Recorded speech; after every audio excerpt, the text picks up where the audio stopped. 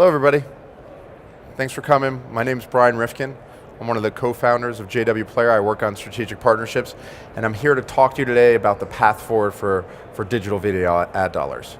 So what I'd like to do is give you a quick overview of JW Player so you can understand the credibility we have for this industry, a little idea of where we are today from the industry perspective, and then an overview of some of the products we're doing to help move forward this path for digital video ad dollars.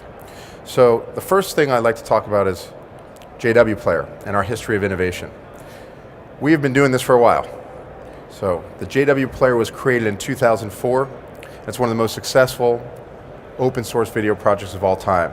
And what you see there is a very old screenshot of YouTube with the co-founder, and that is the first video that was actually ever uploaded on YouTube. And if you look at those player controls and you have any experience with the JW Player, you'll recognize that as our player. So we have been doing this for a long time, and our innovation has continued throughout our history, both across our player and our platform. So in 2006, we supported FCC compliant playback. In 2008, we started to support the VAST standard, which is a video ad serving template. It gave scalability to the advertising community. In 2010, we came out with an HTML5 video playback. So just to refresh, we came out as a Flash player first. Flash was the dominant form of delivering video in 2004 to 2010, but we took the step forward to really get into HTML5, and soon after that, we led with an HTML5 first video player. In 2011, we supported HLS adaptive streaming. In 12, screencasting came out, and we were once again leading the front there. In 14, VP9, and 16, progressive web apps. As the app world started to take off, we supported an easier way to create apps. And in 2018, last year, we introduced video player bidding, which really is our solution to header bidding for the marketplace. I'll get into that a little bit later. But throughout our history, we've continued to do this for our customer base. And our customer base is large. We've got 12,000 SaaS customers that are powered by JW Player. We support 50% of the ComScore top media brands. You can see the list on there, it's significant. And we cover both media, education, brands, sort of the whole ecosystem. And what we're trying to do with our customer base is help them succeed with digital video ad dollars. So, where are we today? Let's level set. Let's talk about this industry. I think everybody here is hearing there's a linear world, there's a connected world, there's a digital world. Like, what's really going on and what are we seeing among our customer base? So the first thing to understand is that we're living in the attention economy. Right? I love this slide. It sort of tells everybody what they're doing. If I look around the audience, I see it today. 21 times per hour, consumers are switching between screens. That's phenomenal. 12 hours a day, right? Probably sleeping less. You're on 3.64 devices. And this one's a great one, and everyone can appreciate this if you're open on a social media feed right now. 8 seconds, the average consumer attention span. We're just like bouncing back and forth watching stuff. But what we're watching a lot of is video. It is breaking the internet. And this stat on the right, the 80%, I think everyone's seen that for quite a while. Like, it's happening finally. It is now. We are in 2019. We're going to 2020. We're crossing the 80% threshold, which we've been talking about for the last 10 years, but it's not stopping.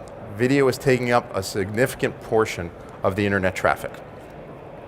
And what that's doing is it's turning cord cutters into cord nevers. Right? The consumption is changing, right? And it's changing on a demographic basis.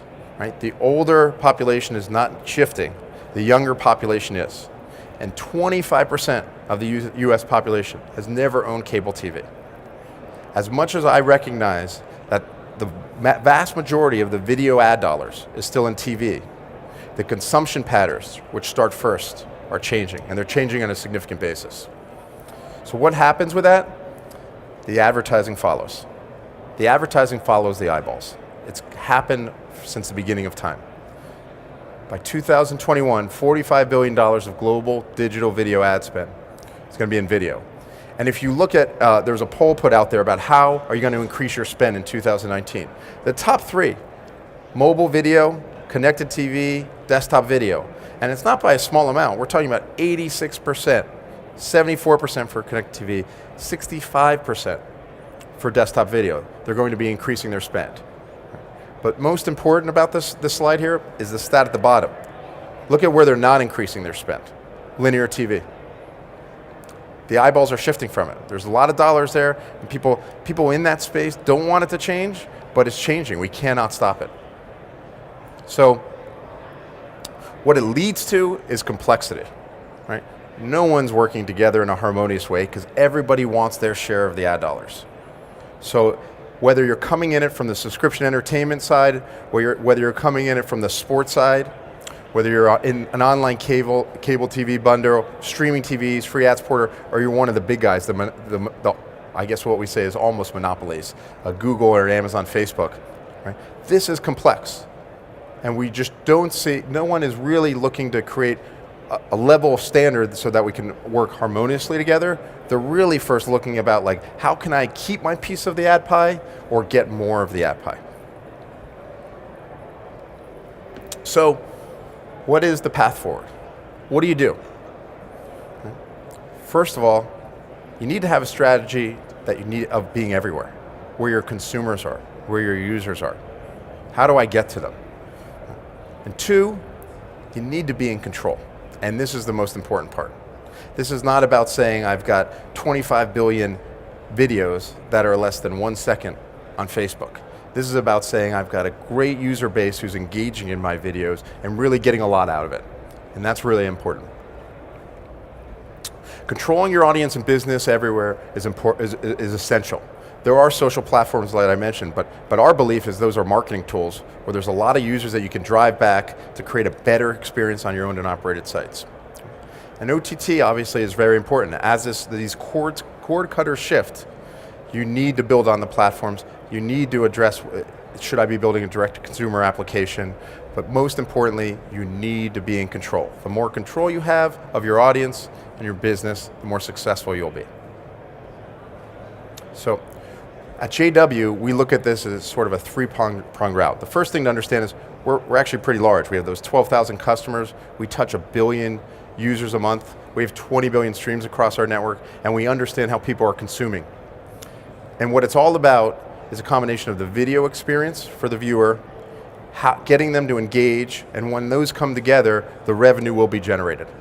And we do that with a layer of video intelligence across all of it. One of the things I'd like to talk about right now, and we'll get in the OTT apps, is really highlight 3 areas where we're helping our customers today and talk about it. And after this, if you're interested in learning more, I'll be just over the side and you can come and talk to me. But the first is in OTT apps. We are, JW Player, we're powering lean-back experience across desktop, mobile, and connected TV. It's about cross-platform analytics. What are you watching in your OTT? What are you watching on your app that someone's downloaded? What are you watching on the website? Understanding that consumption across of it. It's creating intelligent ad placements so that you can make money. This part's hard, and we're here to help our customers. It's multi-track audio and captions, and it's intelligent thumbnails. So OTTs are, as I said, we just announced that we're in that space, we're building it for our customers, and we continue to see this be a growth area for us. The second area that we really see a lot of growth is on the web. And what we just released recently is a product called article matching.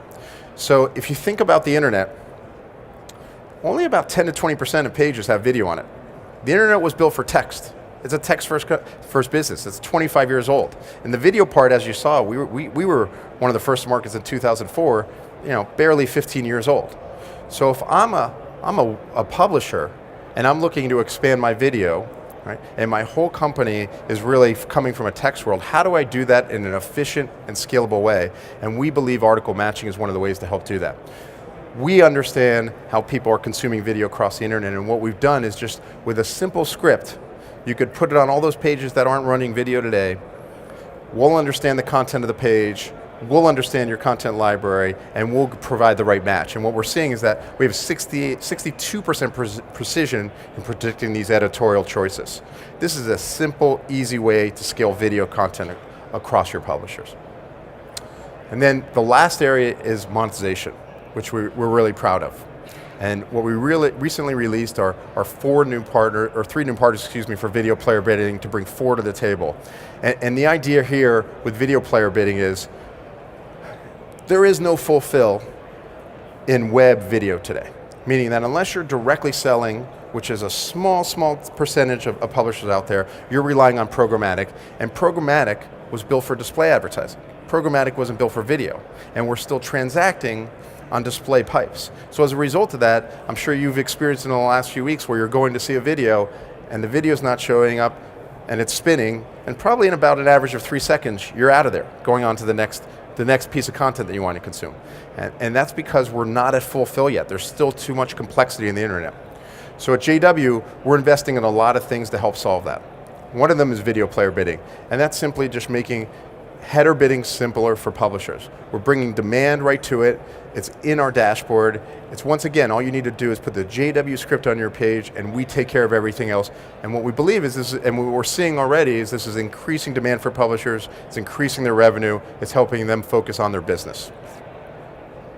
So these were just 3 examples of what we're doing. But what happens when we offer our publishers these kinds of products and they adopt them and they can focus on their business, which is really creating content for their core audience, success will follow that control. And what we're seeing is that with our customers, whether it's a business insider from an Axel Springer or a Dotdash from an IAC or Pluto TV, which just got acquired by Viacom for a lot. These are customers that are investing into their users, they're adopting these products, and they're becoming successful. So that's all I had for today. I know this is I'm a little early. Please come over to the side if you have any questions on any of that, and I'd be glad to answer them for you. Thanks, everybody.